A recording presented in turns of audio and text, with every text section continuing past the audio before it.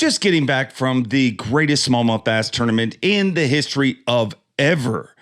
And we got Jake Latendresse once again, my long-lost buddy, with the ultimate Jake's Take. What really happened behind the scenes this week on...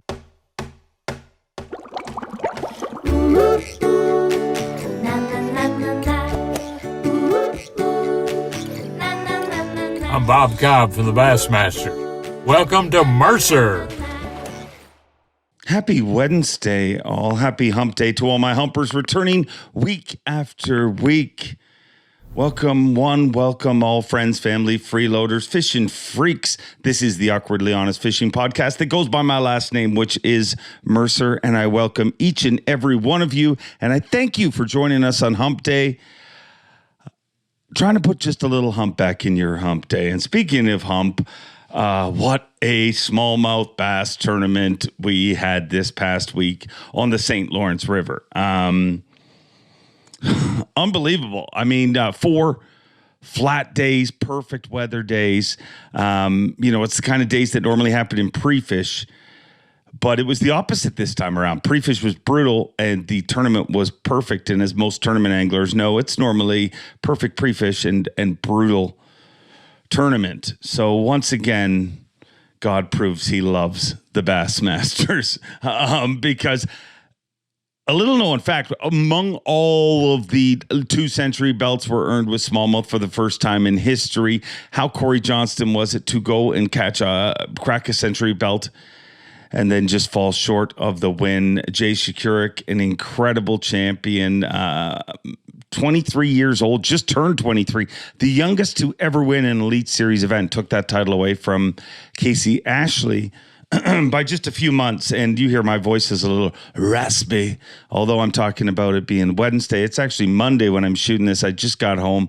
And when you're watching this, I'm actually sweating in the hottest place on earth, Orlando, Florida, this time of year. I mean, I've been to the Amazon River, 3 times, I believe, traveled all around the world. So lucky to do that.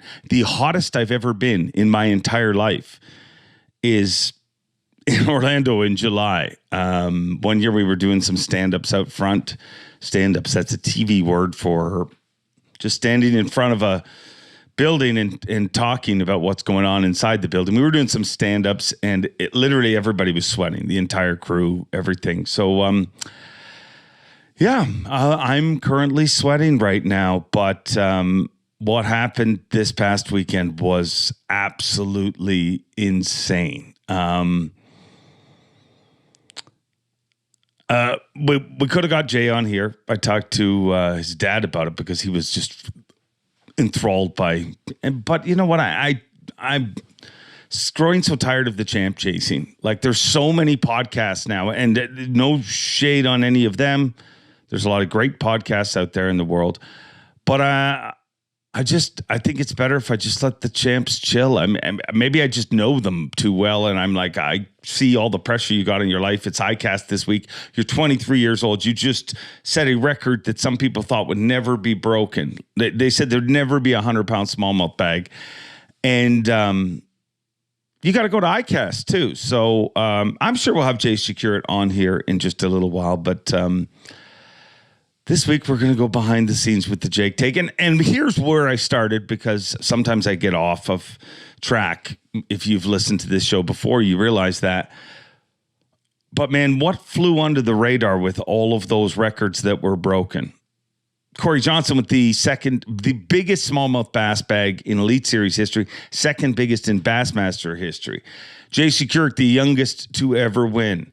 All of the giant stats that threw around. If you don't know them, just go watch my FYI from Monday fishing news show we do every week. But here's one thing that nobody has pointed out, or it hasn't got a lot of hype, just simply because there's so many records being thrown around.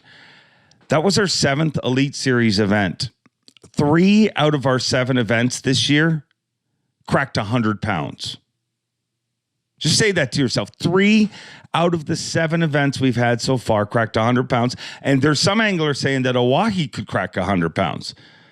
So whether it's 3 or 4 at the end of this year, I mean, if it becomes 4 out of 9, it's almost 50%. And people said that the Elite Series schedule sucked. Numbers do not lie, my friends. Unfathomable. 3 different times this year we've had century belts. Obviously, Lake Fork, Santee, and now the St. Lawrence River. Unbelievable. But what you want and what you need here on this show is the skinny, the behind the scenes, the chat, the things you didn't see.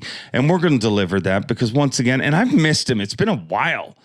Literally, I miss him when he's not on here. And I know you guys miss him because he just classes up the show a lot. So let's bring back my buddy, Bassmaster, videographer, Jake Latendresse, the tenderness.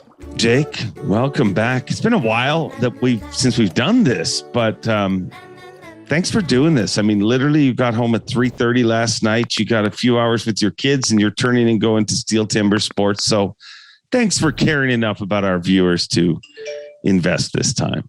Dude, I was looking forward to it. And, these long 6-week breaks between tournaments seems like forever sometimes, like we start all over again. But yeah, man, I've been looking forward to this one, and good Lord, what a tournament. Holy moly. The greatest smallmouth bass tournament in the history of the world. Literally. The history of history. There's never been anything like it. No. Never. And when day one came, and we had 61 20-pound bags, like that weigh-in alone, to go, as I started counting, we got to 9, I guess. And I was like, oh, I'm putting a lot of pressure on whoever breaks doesn't weigh in 20 pounds. Cause it was like everybody had 20 pounds. And then Masayuki Masashita, I think, was the first one. And I kind of felt bad that I had built it up, but 61 bags over 20 pounds, 9 of those over 25. And that was just day number 1. And the leading weight was 27 pounds, 15 ounces. Essentially, you had to catch 25 pounds to be in the top 10. Yeah. You did. Yeah. Unreal. It was wild. It was, it's one tournament where I kind of wish I was backstage. Like, I'm always happy that I feel like I have the best seat in the house. I'm right beside the guys when everything goes down. But there's the very odd tournament where I'm like, it would have been so cool to just watch guys' reaction. The amount of guys that were like, I got 22 pounds. Like, a lot of anglers laid off, got 22 and thought they were good and laid off. But you imagine they felt like coming around that corner to check in. And then you just hear 25, 26, 24, 23. I think 22 pounds puts you in 30 is something. It's stupid. I mean, day 1, I was with, or day 2, I was with Jacob Fouts after he took the lead with essentially 28 pounds because he had 27.15, right? Yeah. And so he caught, a spoonful of water less than 28 pounds.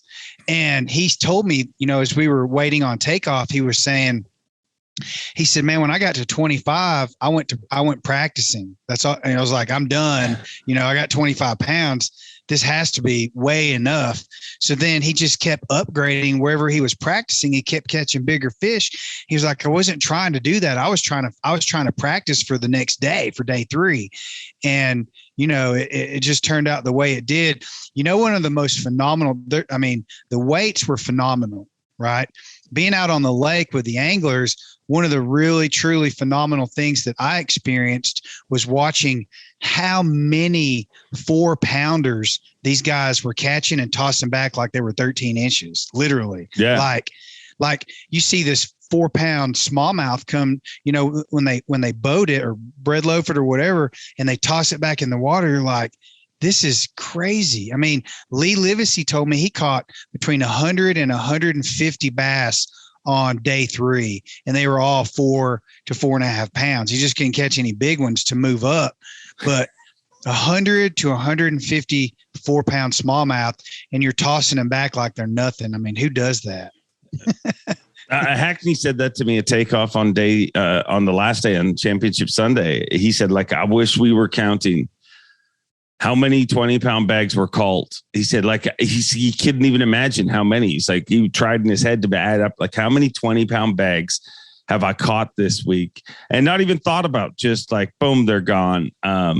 It was 6 or 8 20-pound bags in one day. That's that you're releasing. Yeah. I think there's a lot of reasons why. I'll give you my take, and I'd like to hear what some of the anglers thought maybe from you. But I think it was a lot of different things. I think it was the fact that, number one, we got 4 flat, incredible days. You get the perfect days, which you never huge. Ever get. Like, I don't know that we've had 4 days on that body of water this season like that. You know what I mean? We've had many days like the best days, but the next day it's rough. Maybe it's not storming, but it's blowing. So I think that was a big part of it. I think it was also the perfect storm where pre-fish was punishingly bad. It was the opposite of what happens in most tournaments, in my opinion. Like, normally it's flat calm during pre-fish. You start the tournament, you're like, oh, this sucks. But once again, we learned that God loves Bassmaster. He's a Bassmaster fan, and he shone on us for 4 straight days. So I think the fact that the anglers laid off them for the most part through pre-fish, then we had an off day. So it was almost like 4 days where those fish weren't messed with too much, and it was so rough. There wasn't a lot of pleasure anglers out there. I think also technology plays into it, like it's meeting, and it was the perfect storm of awesomeness. Like, I mean, I don't know that it can get much better than that, but I can't wait to see. I mean, I think a lot of everything that you just said, I totally agree with. The guys that I was fishing with, except for Taku on day 1, but Jacob Fouts and Zaldane, days 2, 3, and 4, they were all seeing them. They were all sight fishing. So their electronics really had nothing to do with it, right? Just for those guys. I think it helps them find them better, though. Like, even on those shallow flats, like when you, and maybe it wasn't those anglers, but I think what happens is, like, they find the fish with their eyes, but when you break up that pack of fish, or if you start chasing them, it becomes hard to find them. Like, it's amazing how something that glows somewhat disappears, but then now they can just quickly scan and be like, oh, they went that way. But you're right. Like, the shallower guys, not as much, but sorry. They would see and pitch. They'd see the fish, pitch to it, boom. And they were eating. The fish were eating because there were still lots of fish just either still spawning or just coming off spawn. So they were eating like crazy. I mean, Matt Robertson told me on Saturday evening when I stopped into their hotel and hung out with those guys, he said that he had more casts on Saturday. He had more casts where he caught fish than he had casts where he didn't catch fish. I mean, it's crazy. And we had the consistency of weather. The wind direction didn't change much. There was hardly any wind. Plus, we ran out of Clayton instead of Waddington, so there was more fishing time. From the weather's perspective, they didn't have to adjust. Return to home, worried about the weather and the waves and all that stuff. More people went out on the lake. Plus, that whole river system in front of Clayton really fishes more like a lake than it does the river coming out of Waddington, because the current's it's just not as severe. Yeah. So, man, that was one of the funnest gigs in Bassmaster. That the 11 years that I've been doing this, that was one of the funnest tournaments I've ever been a part of. That was a blast, and it made me want to go fishing. Yeah, and I agree with you. The extra time is the biggest thing of all of it. Like, if you look at when Chris got closest to 100 pounds before this, 97 pounds. Where were we in Clayton? The fishing in Waddington's great. The people of Waddington are incredible. I love those crowds. I love everybody there. But you just can't change the fact that you get extra time out in the lake. But here's the truth. When you hear so many anglers, like Seth Fider, it amazed me. Greg Hackney, several others said to me throughout the week, like, this is the first time I've ever gone to the lake. I've always fished in the river. And but here's the truth.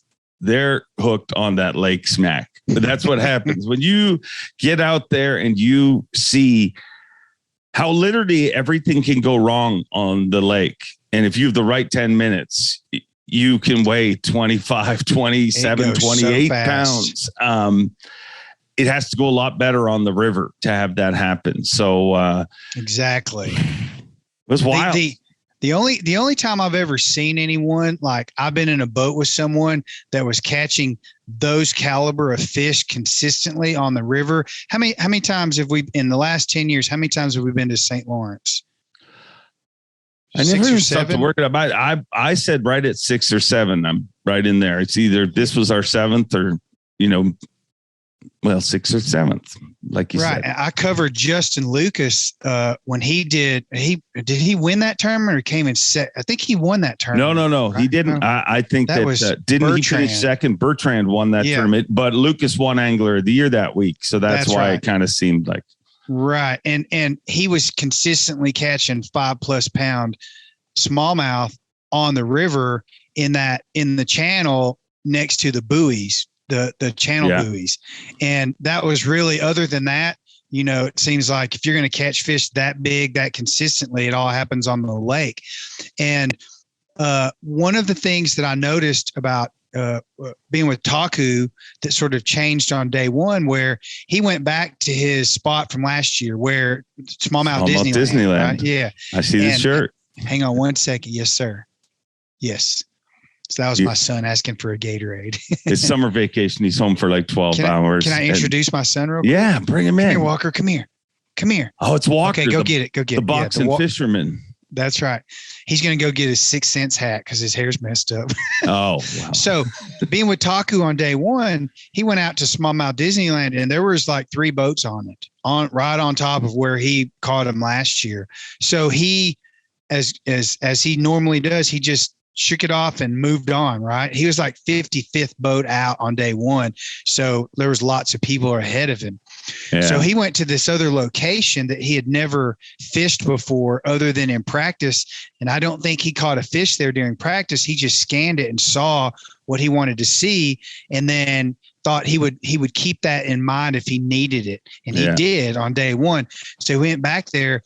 His first pitch in, he throws his little drop shot down and he catches his biggest fish, like 6+ pounder.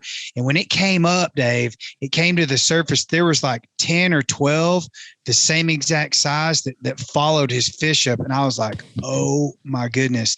So he boats that fish, puts it in the live well, kicks his spotlight button on, goes back to the front of the boat, pitches back out there. Oh no, I'm sorry. He's looking for those fish and he couldn't find them again. He lost them. They vanished on him. So he thought, well, they were either just swimming through and he got lucky or, he just couldn't relocate them.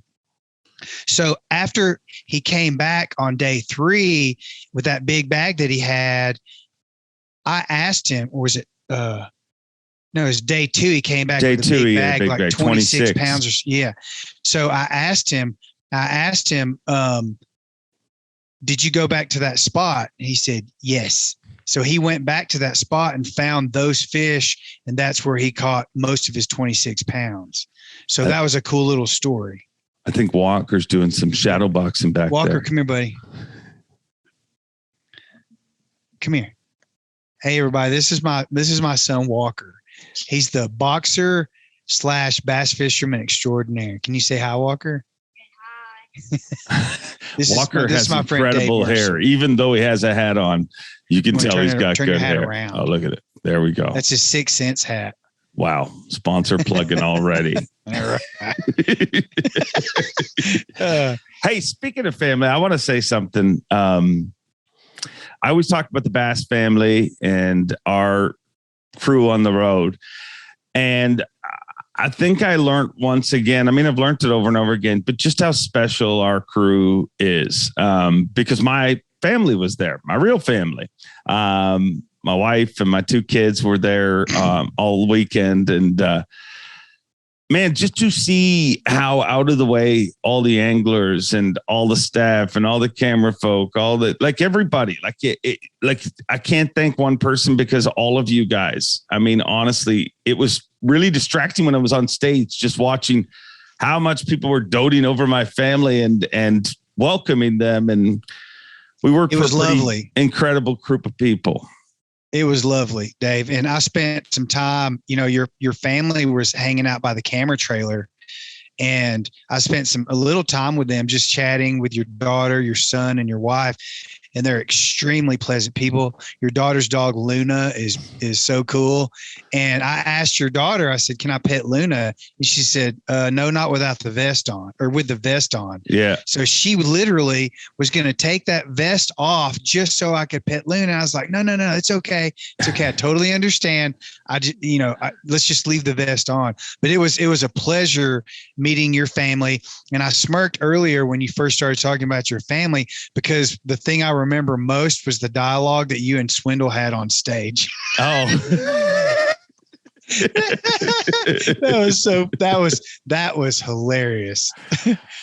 Swindle's awesome. Swindle is, every time I work with him, it's funny. We talked on the phone this morning. Yeah. He called me about some stuff. And I said it to him this morning, but the more I work with him, the more I just appreciate just the genius he is, and the dude he is too. Like the person he is, like, and I don't want to make a big deal out of it, but if you haven't seen the video on his social media, I did. Heroes act out at moments when nobody expects anything to happen. And Gerald Swindle was a hero this past weekend, if you ask me. The video, basically a group of bikers pass him, a bike group that's passing him on the road, and he still had his camera running, because all the anglers have to run a camera. A lot of people don't know that, but they have to run a camera on the back of their boat all day in case something needs to be checked out. Camera. Yeah. Yep. So his camera was still running, and he was towing the boat back to where he was staying. And the group of bikers passes him, and then all of a sudden you just see this biker on the ground, and his bike's 100 yards away or something like that.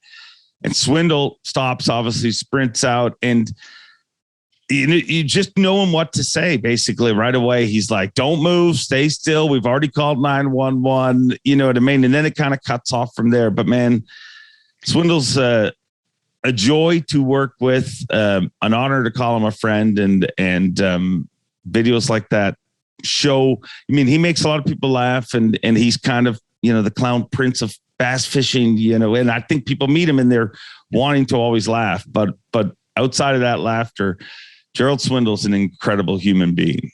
Always doing things the right way for people, with people. I mean, even a week and a half or 2 weeks ago, his video, his monologue was about the handicap guy on the dock that was there knowing he wasn't going to catch any fish, but he was doing it there anyway. And he was like, "That's why we do this. That's why you fish. It's not about the money. It's not about the sponsorships. I mean, once it's a job, it is, but the reason why you do that in the first place is because of what it's passion." And Gerald Swindle is, like you said, an incredible human being. The things that he says is always the right thing to say, and it's because it all comes from his heart. Not always. Well, when he's not joking, when he's serious, it's always about. It's not about him; it's about the other person, right? Yeah. But smart mouth people like myself and Swindle, we don't ever stop to think enough. So we always get in trouble with something. But no, he's an amazing dude, and our whole crew. Like I said, I mean it. And it's not like it's the first time everybody's met my family or anything like that. Most people, but it's just like you just get reminded again just how awesome the group of people we work with is, and just how we're lucky. We're lucky to work where we do and do what we do. They're going to have to, I'll probably work there until I'm actually dead, because I don't ever want to get away from all of you guys. Look what Lee Livesey and Matt Robertson did for Bob Down. Oh yeah. And I was there when that was all going down. Like, I had to jump on live because they were supposed to be on live. I jumped on live when they left, but I mean, dude, they ran all over that place trying to get a boat without even going back to get their own boat, because they were like, that's going to waste time. I'm going to have to race waypoints and everything. They were trying to get, demo ride boats and all this stuff. And it couldn't work out. And then without, I remember I looked at Lee and Matt and I'm like, the quickest way this is going to get fixed is, and they were like, let's not waste any more time. They ran back, got the boat, erased all their waypoints, and brought it out to old Bob. And cool people, really, cool group of anglers we get to work with. Yeah, I agree 100%. Well, let's get back to the fishing. Sure. So you were with Takumi on day one, defending champion, and he had a great day, but it was just not this time around great day. Do you think he was shocked when he came in and saw the weights? I think everyone was shocked when we came in and saw the weights. I mean, on day two, the morning while we're all waiting on takeoff, I'm in Jacob Fouts' boat, and he's parked there beside Hunter Schreirock, and Hunter goes, how many pounds do you think the top 10 is going to go down today? And I said, none. I really don't. I think this is going to go all the way through the entire tournament because of what happened on day one, right? 9 people over 25 pounds all over the lake. That's not like 2 or 3 people found a glory hole, and then picked out the 6-pounders. This was like showing consistency. Yeah. And that's exactly what happened. I mean, God, look what happened on day 4. I mean, the opportunity to be on that system. Everyone says this every year. Let me open my son's Gatorade. There you go, buddy. Every year, everyone says, this is my favorite place to go. And after this year, I think even more people are like, this is more than that. This is more than my favorite place to go fishing. This is the greatest fishery on planet Earth, because you look at even like no one targets largemouth because you're probably not going to win a tournament there on largemouth, but you could pull up to one of those flooded grass islands and literally flip that thing and catch 50 largemouth between 3 and 4 pounds. They're packed in there like sardines. And so, and I remember Jacob Fouts saying on day 2 where he was fishing, it was glass.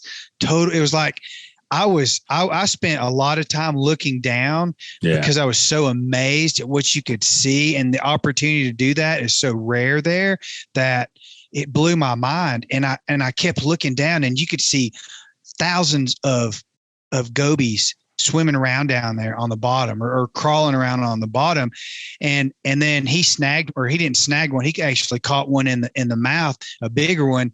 And he said, when you're catching these, you might as well move, because the gobies, if there's smallmouth around and they're feeding, the gobies are not around. Like they're down in the cracks and crevices of the rocks, like prairie dogs are when eagles and hawks are around. You know what I'm saying?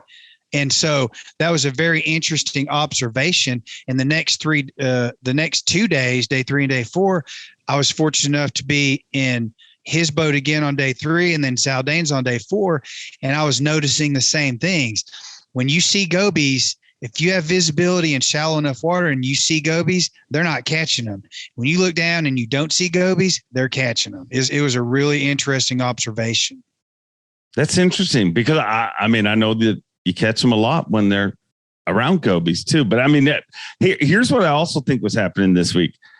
Gobies spawn like 6 times a year. Most people don't think about that. And especially when you see the darker ones are actually, that's supposedly when a goby is spawning. So I think we also hit it on that. But no, that's an interesting observation. But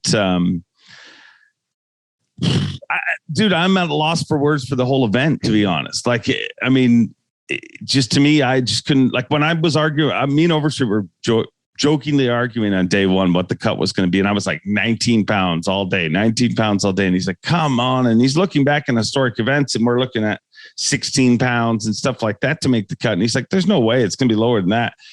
I never imagined it'd be 20 pounds and 13 ounces after day 1 to get inside the cut. Like it's just appalling, really. Like, and I'm sure there's a lot of anglers left there catching their personal best and didn't even make the cut. It was just, it was a special week. And the best thing about special weeks like that is nobody saw it coming. There was a lot of people sore mouthing because pre-fish was rough because of weather and whatever, and their post spawn. Like the crazy thing is, just imagine how good it could be there. Like September, they're bigger, October, they're bigger. Like, the post spawn 6-pounders, that were skinny.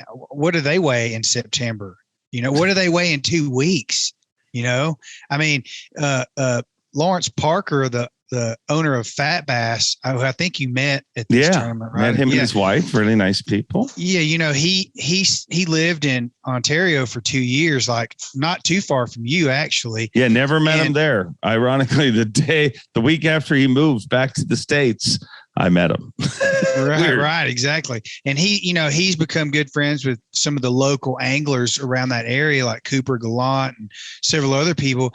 And he said one of his buddies fished a local tournament there not too long ago, and he had 3 days of 34 pounds. He weighed 34 pounds 3 days in a row, smallmouth. Where was this tournament? I don't know. Yeah, I'd have to ask. I'd have to find out specifically, but that's what I mean. I could probably find the score sheet online somewhere and screenshot it and send it to you. 34 pounds, 3 days in a row.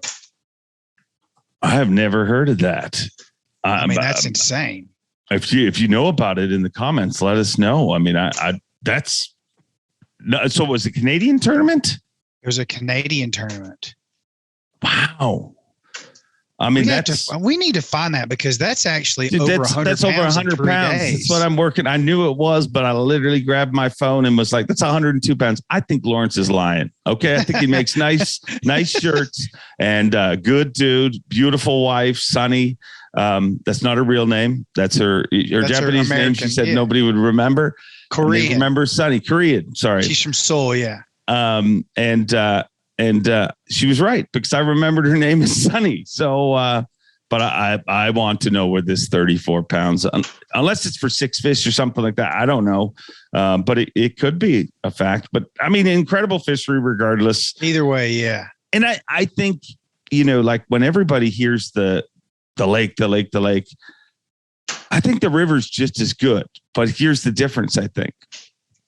Those bass in the river, and the further you get up the river, the more it happens, they live life on a treadmill. Those bass out in the lake, they don't have to move near as much. They're not constantly fighting current. I think they're both gorging. They're always eating. They have a short window to do it. But I just think that exercise pays off. And, loaded with calories in the lake, and they don't burn it off as quickly. I would agree with that 100%. What is it? Excuse me. What is it with the color black and that super clear water? What is it with the color black that is so effective on that system? I never knew for a long, long time. And I still might not know, but the more swimming with smallmouth as I've done over the last, 5 years or so, really getting into that, dude, I almost never throw anything other than black or green pumpkin unless I have a reason to, you know what I mean? Unless they're not working. But I think it makes a lot of sense. And it made a lot of sense to me once I started swimming, because when you look at how a smallmouth looks at a bait in that super clear water, black glows. I mean, even bright baits like chartreuse, if you want a swimming pool, throw a chartreuse bait and you look up, it disappears. You know what I mean? But that black, that outline, it just silhouettes. Yeah, just silhouettes, and dark colors are key. And I'm finding that the clearer the water, the darker the bait. If you could get a darker black, I would get a darker black. Exactly. It's like super black. Yeah. But I mean, and was all the anglers you were throwing, they were all throwing dark stuff?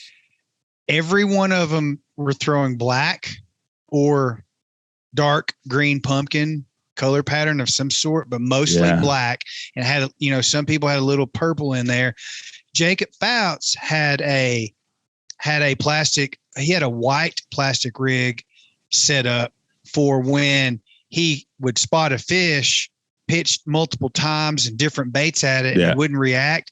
He threw a white one in there, but he was catching those off the bottom, so the fish would have to come down to feed it. And I think that white, the visible white on the bottom contrast, played a reverse effect, but the same sort of theory that was going on. It's what, and let me ask you this, Dave. You spend way more time around smallmouth than I do. Why do they like sand so much? Like pockets of sand? I think it's number one, around the spawn, it's easy to spawn, but I mean, those sand pockets in between the rocks, like those rock veins and everything that they travel on. I just think it's a comfort thing. You know what I mean? You see them, You don't like, you see them swimming along rock veins a lot.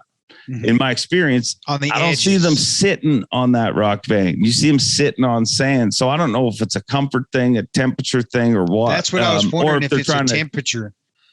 It might be a temperature thing. I mean, I think it goes down to comfort generally. But yeah, you do see them on those sand patches a lot. And no matter where you are, I mean, whether it's here in Colorado, or I did, some filming for KVD a few years ago up on those chain lakes in Michigan near Traverse City. And it was the same thing. When he's catching them, they're over the massive grass flats, but over the open sand holes in the grass flats. That's where they are, and it started to gain my curiosity. I'm not the acute angler that all of you guys are. I love to fish and I do it a lot. I'm not that aware of those little details. And I was curious about that, why they're so active on sand. I think it's also like, if you swim with smallmouth and you go out, and I believe this, like, you go to any one of those shoals and you literally get onto the water and you start banging two rocks together, you'll see them. They start to come and they're inquisitive. And the other thing that they seem to respond to is dropping rocks, and especially dropping rocks in sand and stuff, because you get that big poof. They're very curious. And I think like, when people talk about buddy fish, I'm more convinced today than ever that there's, like, on a fishery like that at this time of year, there's always buddy fish. We just don't always see them. Now, those buddy fish are one of two things. Those buddy fish are either they were paired together 1-8, or they could be in a group of a little wolf pack of 9 of them, 1-8s, and then you see a few of them follow. But I also think a lot of times those buddy fish, they just come charging in because that smallmouth's shaking its head and everything, and they're inquisitive. And I think there's always a buddy there.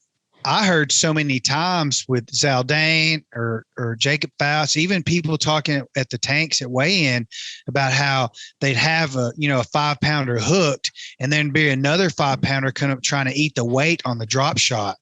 Like they're competitive. They're so aggressive and so competitive. That has a lot to do with that. I have a theory about that, and it's funny. And I'm literally working on a video right now that I want to release soon, that kind of, in my opinion, proves it. Dude, I don't think they're trying to eat the bait. I don't think they're trying to eat the drop shot weight. I just think it happens to be there, and maybe they do.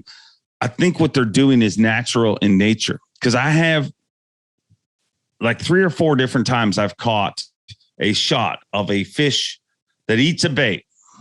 And I'm talking, I've caught it both seen it with lures, and I've also seen it with, shad and shiners and stuff like that. So it eats a shiner and another fish comes beside it. If you think about it, in all your experience, everyone listen to this.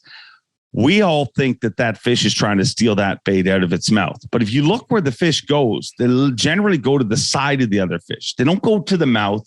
They don't go head on head. They go to the side. I'm certain, dude, they're trying to suck said bait through the mouth, out the gills, into their mouth.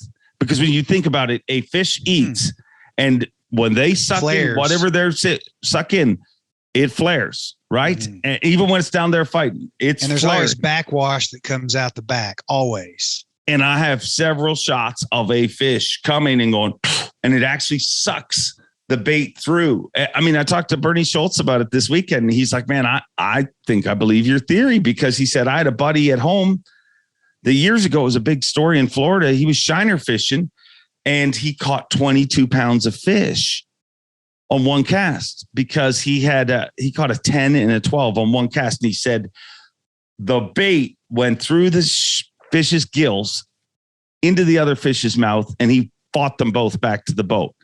And they thought at the time, this is just a fluke or whatever. But you think of the amount of people that have had something like that happen to them. And the fact that myself, I've been able to get that on camera, 3 or 4 times. I think there's more to it. And when you start watching them, once you think about that and you start watching them, you see that's what they're trying to get that bait out of the fish's mouth. They're not. And that's also what makes sense why in a team tournament, our weights would have been doubled, because you would have had another person there that boom drops that bait out immediately. And it's right. And if you can drop it right beside that other fish, the other one always grabs it. Well, it thinks it's come out and oof, it smokes right. it. It's right. It's I don't know if it's right or wrong. There's some innate instinctual reaction there that's going. There's no question. And I've never thought about what you just said, but I don't disagree with that at all. Just because, I mean, it happens so often. It happens almost. I mean, if any time there's more than one fish around and that fish gets hooked, if there's another fish around or two or three or a wolf pack, like you said, it happens every time.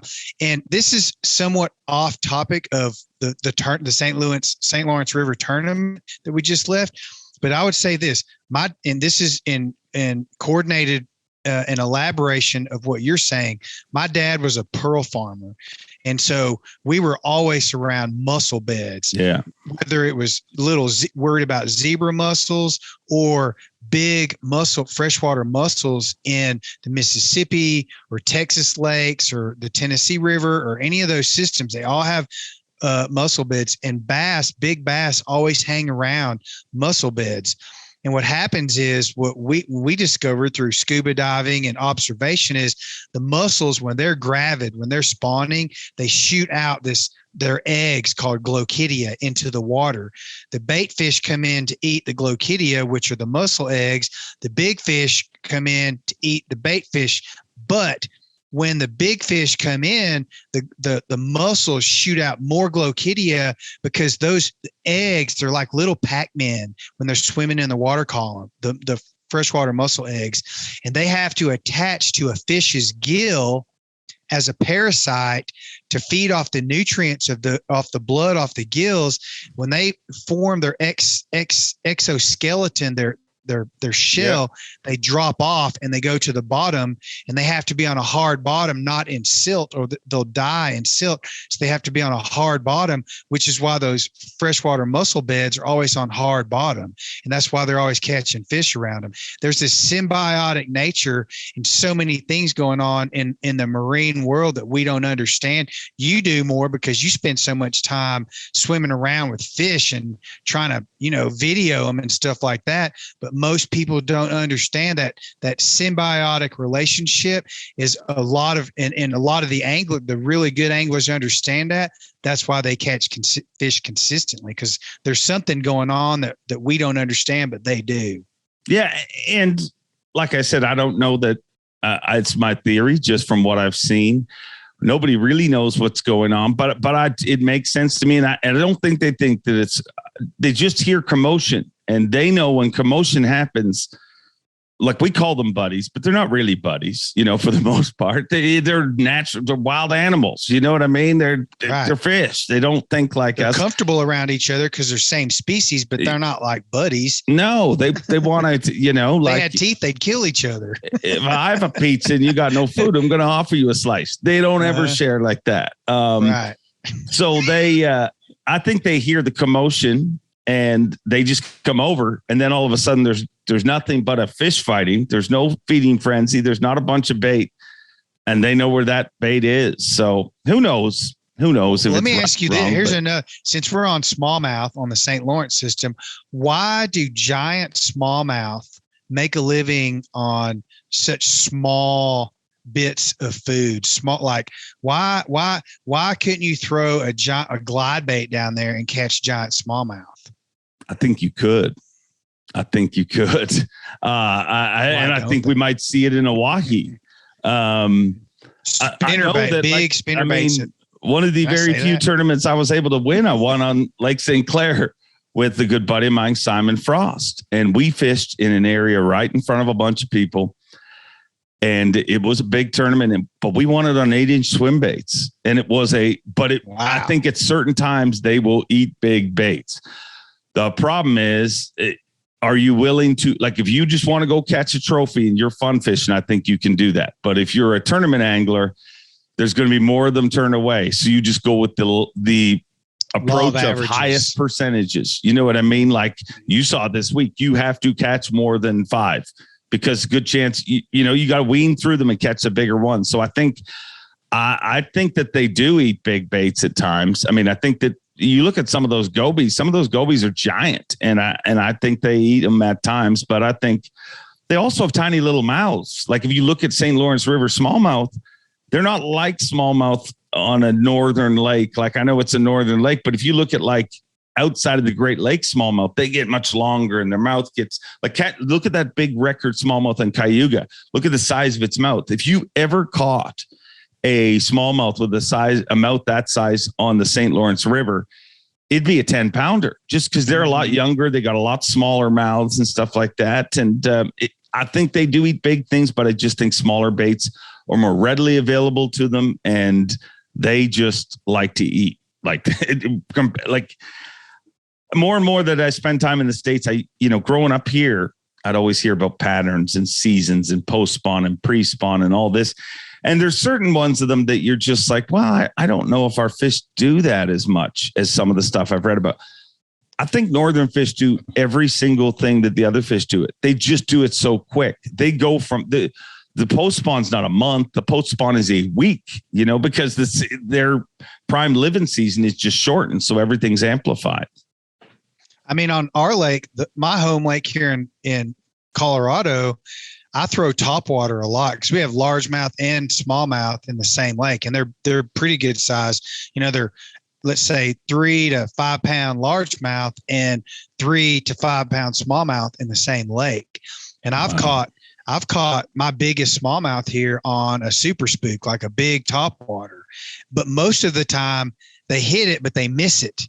But then I go to Horsetooth Reservoir, which is our big home lake here, and I throw big jerk baits like Megabass, the V110s, and I catch smallmouth smaller than the bait on the jerk bait. You know what I'm saying? Yeah. So I think you're right. They do eat bigger baits. They just don't fish for them because whatever reason, they're just locked into a pattern or who knows? I mean, I wondered why they weren't throwing topwater when it was so glass calm out there, and they could bomb cast these topwater baits, to where they think the big fish are laying on those, those sand rib or those rock ribs between sand flats, because they can cover a lot of ground bomb casting, but it takes so long to get a spook in. Maybe they just it's just a number of casts that makes the difference. I don't know. I'm asking. Yeah. And the other thing was they had the availability to see the fish. So if you can see the fish, it's much more efficient to throw something that, it's just going to go. Like if you looked at Greg Hackney, it stood out just how rapidly he was shaking his drop shot, and but he was seeing every one of those fish throwing to it. And I mean, they're inquisitive. They're like a cat, they want to chase down. You play with the cat, that's how they react. They're so much different. Like a largemouth is like a big old dog that just you have to tempt and bother and put a steak in front of them, and they'd be like, "Oh, I'll eat that." Right. But a cat, I mean, you pair of socks, shake in front of a cat, and it doesn't matter what it is. You could tie a pencil onto a fishing line, toss it to a cat, and just start twitching, and it's going to come after it. Yeah. That's what makes it so frustrating when you don't catch smallmouth. Like when you go in days and you're like, these things are so dumb at times, but make me look so dumb at times. And you're seeing them, and how curious they are even when you hook one, they always want to go under the boat where they feel safe. Yeah. you know, and then if they're not eating, sometimes when you troll past them, those fish will make a big circle around and come and follow the boat. And they're like right behind. I'm so glad it was calm for the days that we were at St. Lawrence on the big lake, because I learned so much about their habits and their curiosities and their reactions to different things. That was truly an awesome experience. An incredible experience. One thing I think we should talk about, because we talk about all your records and we have to be equal to all the great camera staff. I think Brian Evie set a record this week, didn't he? I mean, the streak ended, but he had 8 days in a row with Brandon Polnick. Has there ever been a camera person who has spent that many days in a row with one angler? Probably not. And that's really, let's give Brian Evie credit where credit's due. And he has become a very, very good videographer on the water for bass. But that's also a testament to Brandon Polnick's consistency staying in the top 10, right? I mean, that's incredible. Yeah, no. Dude, that guy, look, let's just face it, man. Polnick is the man. He is an incredibly well balanced, all around stud with a fishing rod in his hand. He can catch them all, man. Yeah. And the cool thing is, like, I look at him now and I'm like, it's such a perfect time to have Brandon Polnick on the Bassmaster Elite Series, because he went from being, that young guy. He's one of the guys that so many people look at now. And I'm thankful that they look at him. You know what I mean? And they look at what the right thing to do is, to be there on Sunday if you can, to congratulate the champion. Funny backstory. I'm standing with them after the tournament's done.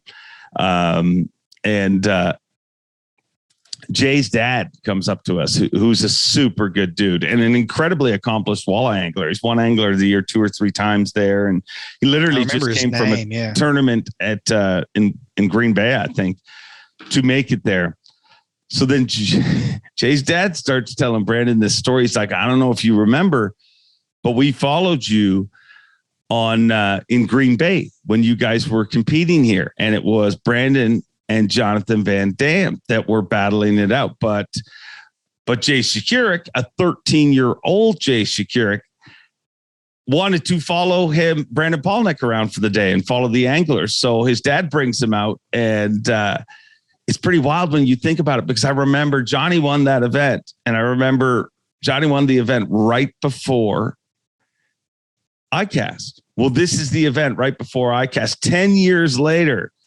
And Jay Shikurik wins at 23 years old. And Brandon Polnick was and I'm like, how old do you feel? I mean, our champion today remembers following you around when you were 13 years old. And Brandon's like, and I was 23 years old when he was following me around. So pretty cool backstory. And kudos to Polnick. Kudos to Brian Evie for that streak. And Angler of the Years, I mean, Brandon's spacing away from them, and we're heading to a smallmouth fishery and potentially a smallmouth fishery. I mean, a fishery that at one point he had an 8-pound lead will be our final event, And he's been there before. He's been there before. A lot of the new guys have never been to Lake Hawaii. Polnick was there the last time we were there. I'm really looking forward to that one too.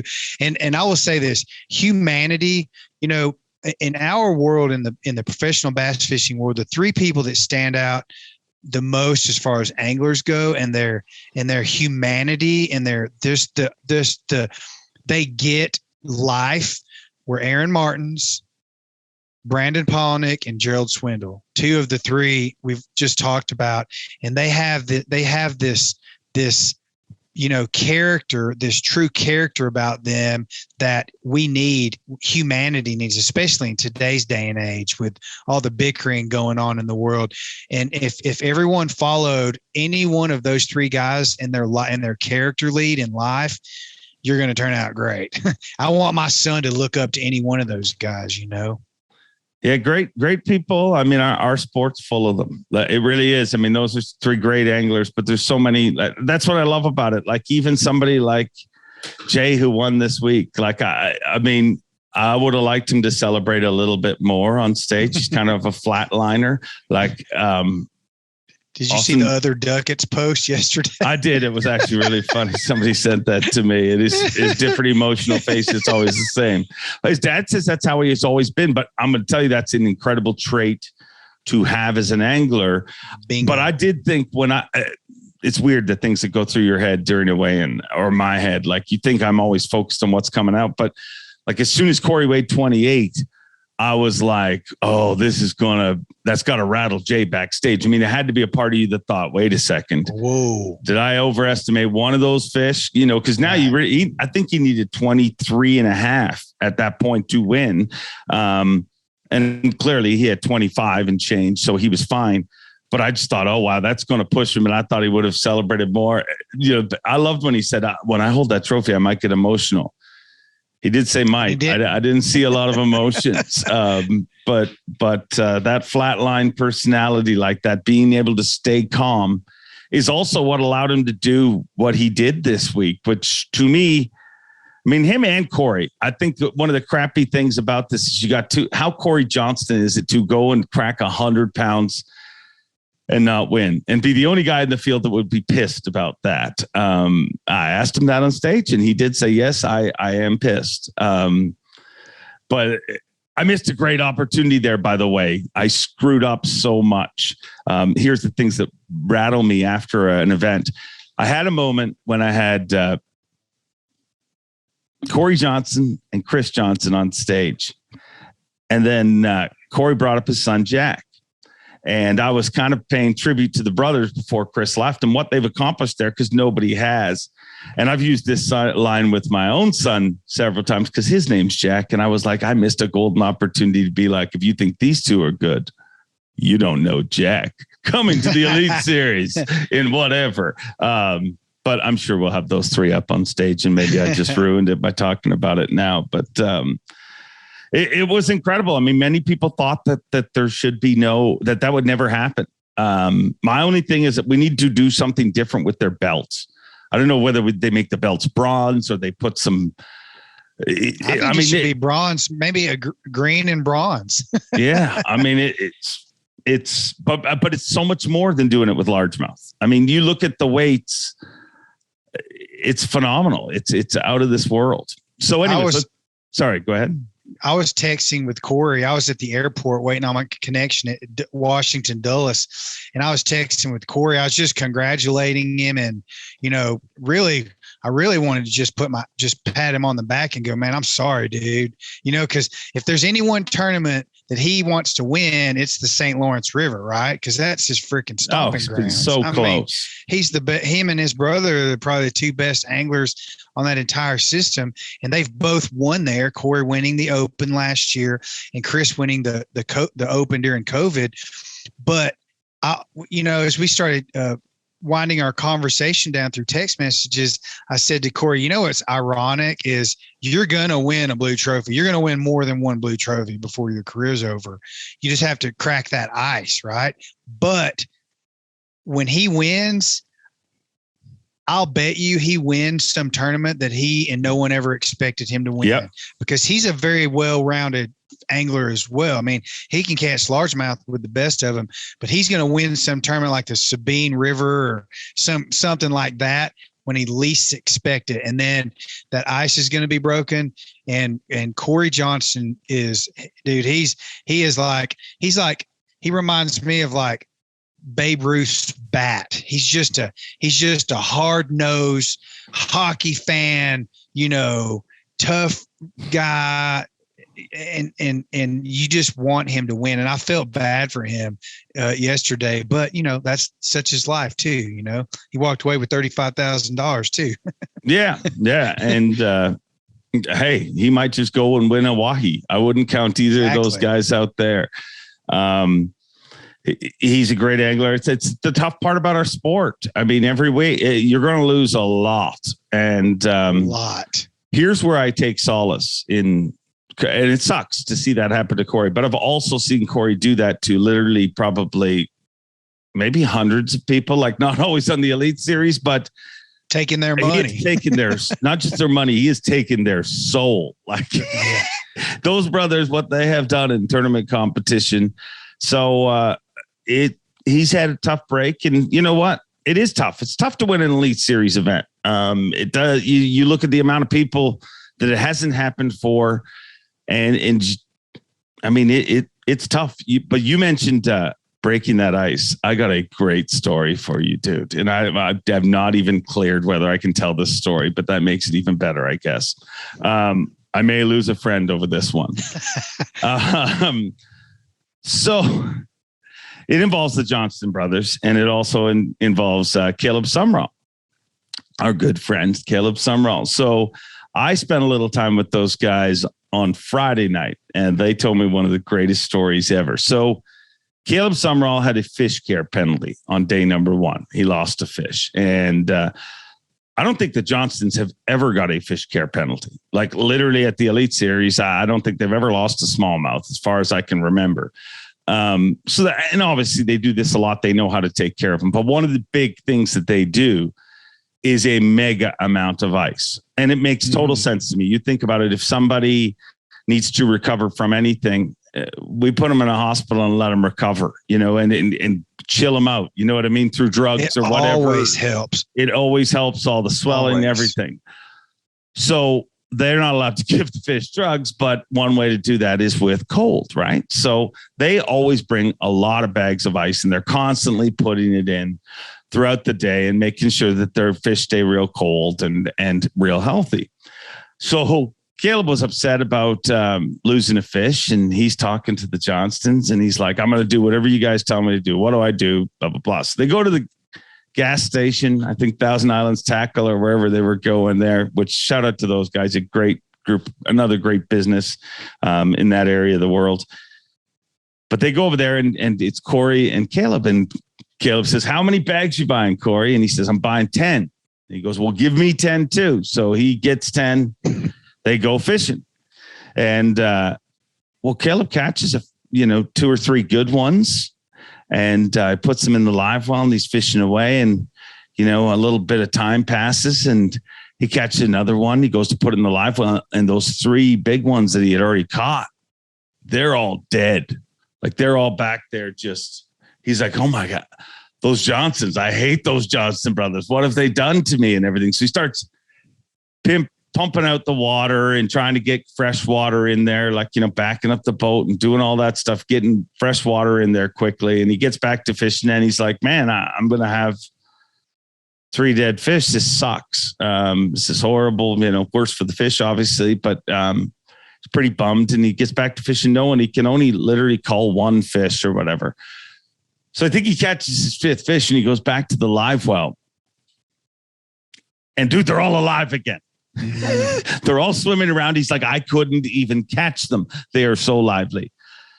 Banging the sides of the live well. The dumbass Cajun that I love so much. He put all 10 bags in at once, dude. Like, they don't put them in at once. They put about 2. They put 10 1 bag per well. Cryogenically froze the bass, basically. Oh no! But happy to report that they were released healthy and fine, because once they became unfrozen, I guess they weren't dead. They were just frozen.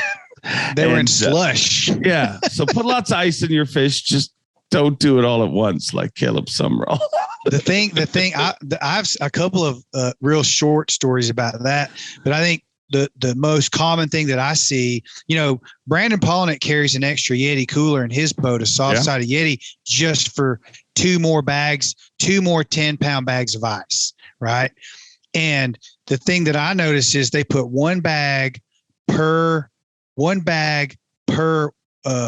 well when they ice the fish, and they keep checking it throughout the day, and they don't put more ice in until all the ice is gone. Right. And then they put another bag in per well. And I think there's a Brandon Polnick is really good about taking care of his fish. Obviously, the Johnston brothers are. Lee is. They've all taught each other how to do this. And I think the ice is even more important than the fizzing needle, the pectoral fin weights, all that fin stuff. Weights don't work on smallmouth. I'm going to tell you this right now. Anybody that puts fin weights on a smallmouth, you are not. Largemouth, they work. Smallmouth fight to get them off all day. Like, if you put those fin weights, they just fight to get them off all day, and it exhausts them. So I is anyone using fin weights during a smallmouth tournament that you saw? I saw a couple people. I won't talk about names, but I saw a couple of people using them. In fact, one time, this was a long time ago, one guy that I was with didn't have any fin clips. So he took a pair of small pliers that he had in his boat, and he took a hook and bent the hook around the top of the plier. It was scissors around the handle and the scissors, and then hooked the fish through the fin with the barbed hook and used that as a fin weight. And it actually worked. So there are ways, these guys, you never hear them say, oh my God, I'm going to lose 4 ounces. When they have a dead fish, they always say, God, I hate that I lost that fish. Yeah. Cause they're usually big ones. If it's in the well, it's usually a good fish in whatever system they're in. And they do care about those fish, and they do their very best to try to take care of them as best as they can. Yeah. And the best thing about Caleb's too, when you really think about it, he runs that aluminum express boat. And I'm like, dude, you turned your boat into the world's largest Yeti cup. Yeah. The tumbler. It was a Yeti tumbler. He probably sat down on his seat and it was cold. It was a great event. So you were with Zaldane on day 4. On day 4. And that was cool. I hadn't been with him in a couple of years. And Zaldane and I used to go out a lot. I hadn't been with him since Eufaula in the COVID year in 2020. And he came back. He had like 20 minutes to go. He got onto a wolf pack, a big smallmouth, and almost came back and won that tournament with smallmouth. And we always have had a good time. I've always enjoyed being in the boat with Chris. We get along. I don't know. There's just some energy there that we share that I like to be around. And it was really good to be back in Chris's boat. And I mean, heck, dude, he caught what? He caught 20. Did he catch 26 pounds on day 4? He needed 28. Yeah, he had a giant bag. He did. And I forget what it was. I think it was almost 26 pounds, maybe 25 and a bunch of change, or 26 and a little change. Either way, he had a great day, and I learned a lot again from him and what he was doing. He was doing some things a little bit different. One thing really different that I probably shouldn't and can't mention on television or on a video like this, but he's always doing something different, and he is a very, very smart angler. I always learn something when I'm in the boat with Zaldane. I am aware of the difference he was doing, and I do respect him. And it didn't get out there, so I don't think it's our job to put it out there. But it will get out there, I think. Mm-hmm. Speaking of a thing that got out there, and if I was more prepared, I would have ran out to my boat and got it. Lots of big chatter about Takumi Ito's powder, and he gave me some of that powder before the tournament before. So I was actually shocked that it came.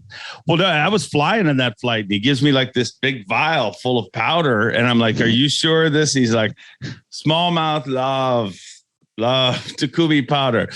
So it got across the border, so it is not a illicit illegal substance, but it does work. It smells like shrimp. Yeah, it's very fishy smelling. But I was shocked that got out there because he was pretty secretive of it when he gave it to me. But Takumi's always like marinating baits, and it's funny. Some anglers, Cooper Gallant, for example, I had him on live this week. Great angler. Great guy. Was awesome. Like, it was special for me to have him on live. It's it's cool. I mean, and he's going to fish the Classic this year. And I remember when he was a little kid, literally, a young teenager in the crowd at the Classic. And I remember telling him, one day you're going to be on that stage. So to see him actually getting there is weird, and super cool at the same time. But we were talking about scent on live, and he's like, I don't use scent at all. Like he said, if a bait's scented or whatever, I guess I'm using scent, but I've never applied scent. And then you get somebody like Takumi, who literally marinates baits for a year in advance. That's Takumi's superpower, though, if you ask me, like just doing things that nobody else will do. It's the Japanese way, man. I mean, it's like, when I smelled it the first time, did you see the big Ziploc he had it in? He in a Sharpie ink, it said Takumi secret sauce or whatever it was. Secret powder. That's what it said. And I smelled it. I panned down to it, or tilted down to it, just to show it real quick on live. And because he threw it out there and wasn't trying to hide it, really. Yeah. Because you don't know what it is. I mean, it could be ramen noodle powder for all we know, the shrimp flavored ramen noodle powder. But it is interesting how organic Taku is with his baits are all organic, and they're like, they dry out. If you leave them in the sun, they always have to be. He's just a different cat, man. I really enjoy being around Takumi. He's an interesting guy, man. Yeah, he's incredible. Always, and I think, dude, we're just scratching the surface. The little things we've seen him do. There's so many things that nobody's picked up on, and nobody has an idea of. You know what I mean? Like, no, people still don't know what he was using at St. Clair when he first really came onto the scene and made his first top 10 at St. Clair. People still don't know what he was using there, and albeit for me to let the cat out of the bag, I'm not going to do it because that's why we have you on here, Jake. Jake, you're an I'll insider. tell a lot, but not everything. I mean, I have a lot of friends, and I don't want to create a lot of enemies, right? Yeah, I like to let you tell the things, so then I can be like, Jake just started talking, and it was Jake. He did it. But it is incredible how detail oriented he is and how laser focused he is when he gets on, the fish, or when he's searching for fish. He is laser focused, and he's always pulling out some weird tool out of his bat belt to get it done. It's cool. But are we lucky or what? Oh, nobody has a better job. I always say that. I mean, I wouldn't switch with the anglers. People are like, oh, wouldn't you rather be like, trust me, that tournament motivated me to want to go fishing out there. But there was no part of me that's like, I love what we get to do. I mean, and I think that's a true part of life. Do something that you really love and be happy with the person you are. And life just gets better and better, it seems. We're pretty lucky to see it. My dad always told me, I don't care what you do. Just pick something that you love and try to be really, really good at it. And if you do that, you'll never go to work a day in your life. And you'll also be really successful at it. I think, like, you know 100%. What I mean? Like, it might not happen right away, but it take anything. I don't care whether. What if you're the world's greatest lawnmower? I'm sure this is. They'll hire you at Augusta, maybe. Exactly. Like there is a. Because, and also if you love something, I mean, that you're just going to work harder at it. It's not just you won't work. Like, cause I feel like we do work at times, there's times where like, you're like, well, this is it's not real work, but we're working hard at our work. You guys are different though. Like even my wife said that. She said, you watch the camera guys come off the water and they're lugging these big bags and they're, like you guys, the work that the camera crew puts in is incredible. But I mean, you guys got to be leaving this one feeling like, whew, the anglers are happy it was flat, but nobody's happier than the camera crew that it was flat. That's very true too. We talked about that in the trailer. When we come off the water, we all when all the boats come in, we're all looking at each other. Like we talk when we come, we pass each other. If we pass one another on the lake, we always wave at each other. Yeah. Like we are a team and we're very proud of what we do. And we come off, when we step onto the dock and walk over to the camera trailer, people are looking at us. We're the camera guys. We were making happen what they were watching during the day on live. And we're really, really proud of what we do. And I know you are on stage. We're proud of you, what you do. I talked to Zona. I had a conversation with Zona about this one time. And he said, it's all about heart. The anglers are proud of what they do. You're proud of what you do. Tommy and Zona, Ronnie and Such, everyone in the director's chair or in the truck, the production truck, everyone is so proud of what we do that's why this whole thing is what it is. That's why we're so family oriented. That's why we are Bassmaster, right? Yeah. Yeah. But we screw up sometimes. Let me tell you about one of my screw ups. All the time. Listen to this. And I hope that this guy, he said he was a fan. So let's hope he listens to this podcast. If he does, I beg you to comment below and say it was me. I might have just told Paul Nick this. I think that's the only person I told, because in the afternoon after it happened, he was standing right there. And I was like, you're not going to believe what I just did. I don't even remember who I told. I think it was Paul Nick. So anyways, weigh-in's over. This whole tournament for me was a mind melter. Like normally I can tell you so-and-so, this person got what, like within ounces of their weight for whatever reason. I remember what they weighed day one, day two. This one's a mind melter because there was just so much, going on. But anyways, after the weigh-in, I always try to go out front and say hi to everybody, especially in the last day. You know what I mean? You want to see the champion and people making a hoopla over him and everything. And thankfully, some people come up every once in a while and say, hey, can I get a picture or whatever? And that's cool. It's one of the coolest things ever. So I'm more than happy to do it. But this giant man, a really tall dude, like it reminded me of the guy from Happy Gilmore. That jacket belongs to belongs to Happy Shooter. And he chased him down. You know, that dude. So he's got a little tiny baby and he's holding this little tiny baby. He's like, can we do a picture? And, so I go to like, you know, his baby's kind of fussing at the time. And I give the baby, trying to give the baby a little coochie coochie coo. You know what I mean? While we're posing for this picture. And I kind of doing it like in my head, I was doing it on the back of the baby's head, like to make him kind of laugh or whatever. Right. And then like halfway through, I realized I'm doing this on the back of a giant man's shoulder.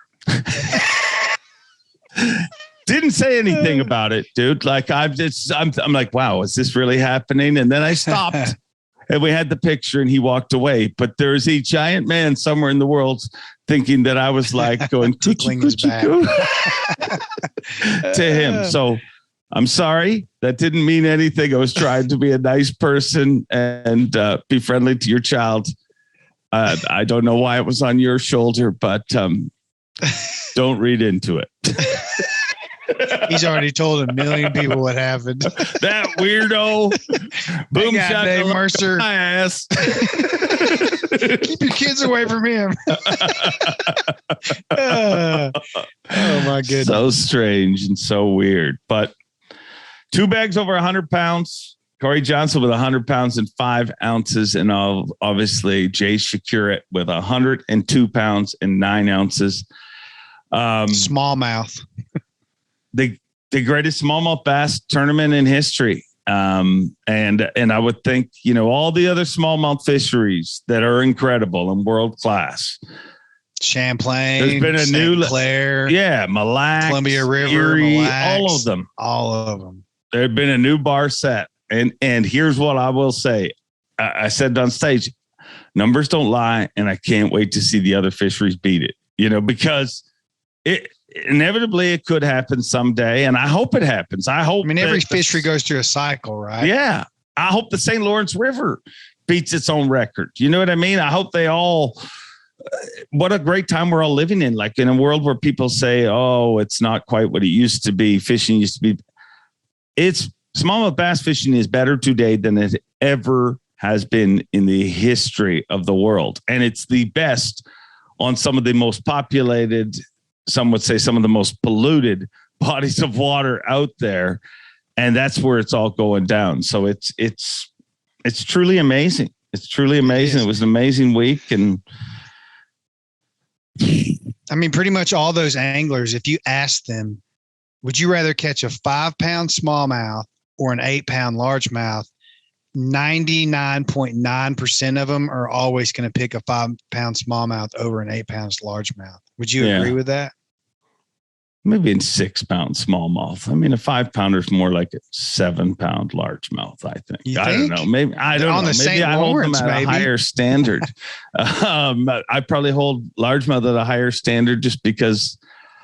You can't say a 5-pounder because you saw people catch limited 4-pounders. So for 1 pound difference, I don't know. It's Monday, dude. We're not supposed to do this today. We're both very I literally, when I told my wife, I'm like, I got to go do this podcast with Jake. She's like, right now? And I'm like, well, Jake's got to go and I'm going to go to iCast. So while you guys are watching this, I'm in the hottest place on earth, Orlando, and you're in for iCast and you're in Little Rock for Steel Timber Sports.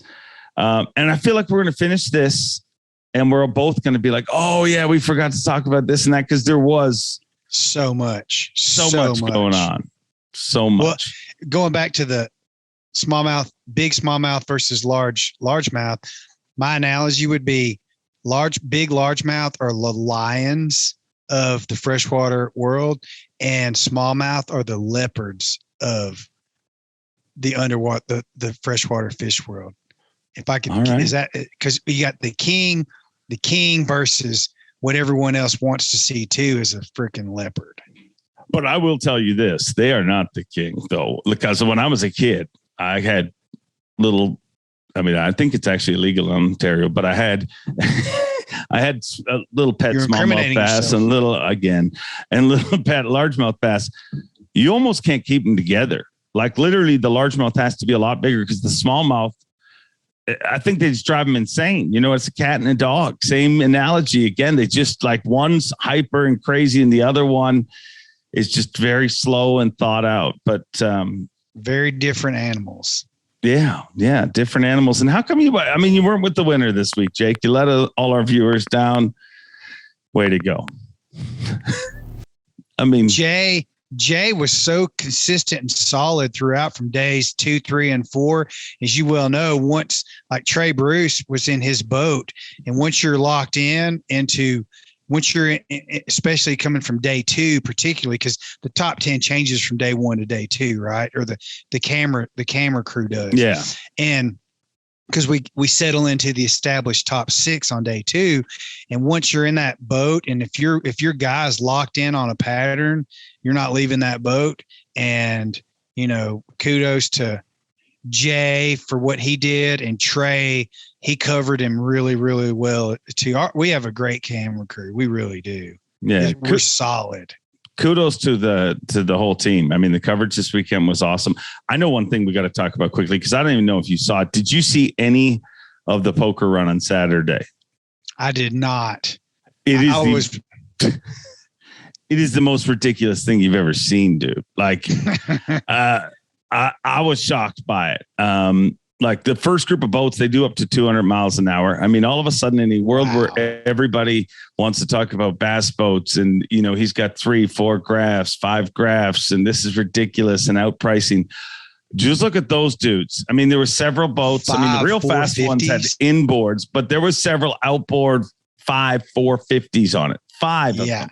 1,000 horsepower, or no, it's more than that. Yeah. 2,500 horsepowers of outboard engines on the back of a boat. Yeah. That's insane. That's insane. And when they blast off in the morning, like what we were doing live and we got to see it, I don't know how more people don't get killed during this. Like literally hundreds of recreational boats, pontoon boats, aluminum boats, all kinds of boats. Going different directions. They line the channel because they want to watch it. Oh, I see. And then these boats do it's not a trickle start like we do. They do an actual blast off. They have 3 different blast offs, shotgun starts. The first one is for the boats that do like up to 200 miles an hour type thing. So they're the super rich dudes. When they took off, I mean, literally their rooster is 80, 90, 100 feet long, more. I don't know how long. Like it's just, you just see the sea and there's looks like a rocket taking off. Yeah. And there's 50 of them all together with 2 helicopters right above them, like literally right above them. And then they're running through this channel and there's all these people in pontoon boats and stuff watching it and just getting the crap beat out of themselves. And then the next group goes, and that's the poor dudes who only have the twins, you know, just 2 450s on their boats. They go next to the next group. And then there's a third group that goes where they're just like speedboats. I don't even know why they hang out with those other guys. Cause I mean, you got a pretty cool boat until you park beside the dude with 5 450s. But the joke of it is it's a poker run. So literally you could win it with a trolling motor if you had a strong enough battery, because it's all random. I mean, they just run to a location, grab a card and hit the road. Then they run to a next location, grab a card. And at the end of the day, they take all those cards and put their hand down and the highest hand wins. So it is just a way for rich people to say they're burning gas for charity, basically. I guess. What Swindle said about it? Or was it Swindle? Someone says something on live about burning gas, like burning gas like it's Trump prices. That was I believe Paul Mueller. That's who it was. He said several things this week. Yeah, so it was a great tournament, and so much fun. So many things. Did you notice how many boats were behind the stage and how many comments there were about people? This was my first time to watch a tournament or watch weigh-ins or, from the water, from my boat. And there was a lot of boats. I was shooting the weigh-in on Saturday afternoon, and I kept looking out there and panning my camera back to just show how many boats and people there were back there. That was pretty cool. And that's kind of a rare thing because we don't have a stage set up that close to water very often. Yeah. No, I love that. I mean, I didn't get a great perspective, obviously, because I was on the stage, but I did see around the corner, like as you'd see boats floating around it. And I wish if we went back to Havasu or something like that, I've always been like where we waited in Havasu would have been perfect. We just spun the stage towards the water. We'd still have room for a crowd, but then you'd have a bunch of people out in a boat. It'd be like freaking Kenny Chesney concert. It'd be the San Francisco Giants. Candlestick, but they're all out there in their kayaks waiting on Barry Bonds shots to hit the water. I remember that. Yeah. I do recall. An amazing week, an amazing tournament, and hopefully we've told you some good stories. We're both pretty sleep deprived and ready to get to the next event. But hey, here's another thing that I'm bad at talking about it, but we and maybe I'll show it in the close here. I'll go get it. You guys and Jake, you're a big part of it. Everybody that's helped. The amount of growth this channel's had is insane. And I think a month ago, we passed 100,000 subscribers, which is a big deal in the YouTube world. And they send you a silver play button. And we got that. We're going to hang that up in the office. We're at 116,000 now. It just continues to grow. Thank you all. And thank you, Jake, for what you've done. And all we can promise you is we'll be here every week doing whatever we do. And thank you. I mean, it's weird. I'm just not good at it. Well, hey, let's like what you said the other day. Where were we when you said we were talking about report cards and all the things, all the bad grades you got and comments you got on all your report cards or how you make your living now? It's true. Dave needs to be quieter. Dave needs to be less of a dreamer. Dave talks too much. He's too hyper. It's every one of those comments is literally how I got my jobs, and I'm thankful for it. But so all you class clowns out there, there's hope for you.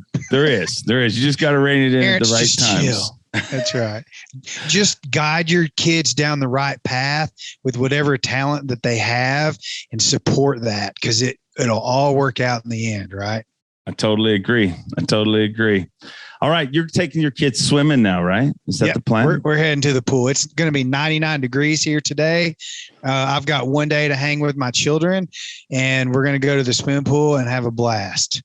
All right. Thanks very much, Jake. You are awesome. And what's going to be a month until we do another tournament together? I'm going to miss you. Oh, by the way, Lee confirmed with me yesterday, Whiskey Myers is playing in Cheyenne 2 days before practice starts at Lake Oahe. So he's going to drive from Texas to my house, spend a day on Horsetooth Reservoir fishing for smallmouth in his boat with me. And then we're going to go to Cheyenne on his way up to Lake Oahe. We're going to go through Cheyenne, watch Whiskey Myers play at an outdoor venue there. And then he's going to head on up. I'm going to spend an extra couple of days with my kids. And then I'm driving up to Lake Oahe. So if you want anything from Colorado, let me know because I'll get it. I'm driving up. I'm bringing Lee a bunch of my daughter's, infant clothes and like this mountain buggy stroller that I have, all kinds of stuff. I'm taking all that up to Lee for his daughter Lane. So if you need something from Colorado, let me know. Well, I don't need any kid clothes. And why would you ask me on a public podcast if I need something from Colorado? Oh, besides that. Do you know what everyone's going to think now? Oh my God. I wasn't even thinking that. Well, I mean, I can guarantee you when everybody heard you say the exact words, let us know in the comments when you heard him say, hey, if you need something from Colorado, I'm driving. What did you think? Legally. And on that matter, we'll talk later. Transportable. Okay. Okay, Dave. Thank you very much for everyone tuning in. And as always, Jake, your Jake's takes are incredible. A great show, a great guest, and I hope you guys enjoyed it once again. And what we ended up talking about there, the YouTube play button, I'm a weirdo this way. I think I'm a pretty decent hype guy for a lot of things, just not really good for myself. We passed 100,000 YouTube subscribers, and I thought about doing all sorts of promos. I tried to pull off a different thing, and it never worked. And then I was just like, I just don't, I know a lot of people put up the posts about we got here, and I'm supposed to do that so people know that we're growing and we don't get fired by all the companies we work with. But I'm not real good at it. But here it is, said YouTube play button. And this right here, this award, while it says my name on it, it isn't my award. It's you guys, honestly. When I kind of really strapped down and said, man, we're going to make YouTube a thing. Over a year ago, we had 35,000 subscribers. We passed 100,000 a month ago, currently at about 116,000. Thank you. That's all I have to say is thank you. You guys are awesome. You guys have supported. You guys have liked. You guys have commented. Every time I beg you to like, comment, subscribe, this is what we've been working forward. And it's amazing that a month later, we're at 116,000. I mean, at one point, I really thought, like, come on, 100,000 is dream world. But you guys helped make that happen. You guys made that happen. So thank you all. A lot of people like to do some talking. But this proves talk is cheap. You guys talked with your likes, with your subscribes, with your support. And thank you. Thank you all for making this channel what it is. And what I promise you is no matter how late we get home from tournaments, no matter how tired I am, no matter how whooped our guests, we'll always do everything we can to continue to bring you content. Literally, there's content posted on this channel almost every day. It's very rare we miss a day, whether it be through this show, whether it be through the news show, whether it be through fishing tips, whether it be through the shorts, the underwater shorts that we post. Every single day you can swing by this channel and get something. And that's what my commitment is to you guys, and that's what it's always been. We may not be the best show. We may not be the biggest show. But we'll be a show every single week, and we'll try to get you some kind of a break from the monotony of life and the craziness of life. And I thank you all for making any of this possible. You guys are awesome. And keep coming up to me at events and stuff and reminding me, yeah, I'm this person, because it's awesome to meet you guys in person. And speaking of events, I'm heading to iCast, or I am at iCast while you're watching this right now. So I'll make sure to post a bunch of videos about stuff that I see, and whether it be coolness, whether it be oddities, whether it be awesomeness, I will try to post some videos up throughout the week. But once again, thank you all. You guys are incredible. Thank you to Vantage Point Media House. They'll never see this because they never watch the podcast. They just work on it. But thank you. If you know Nick Pugic, Brady, and the crew, tell them thank you for the hard work that they put in, and thank you all for making this. I told you I'm bad at this. I'm really bad at dealing with things that are affecting me personally. Like if somebody else won this award, I'd be good at hyping it up, but not so good for me, and I don't even know where to end. So I'll end this like I always do. Enjoy being. Have a good week. And Bob Cobb, take it away. Thanks for watching. Please like, comment, and subscribe. because Bob Cobb of the Bassmaster told you to. You hear?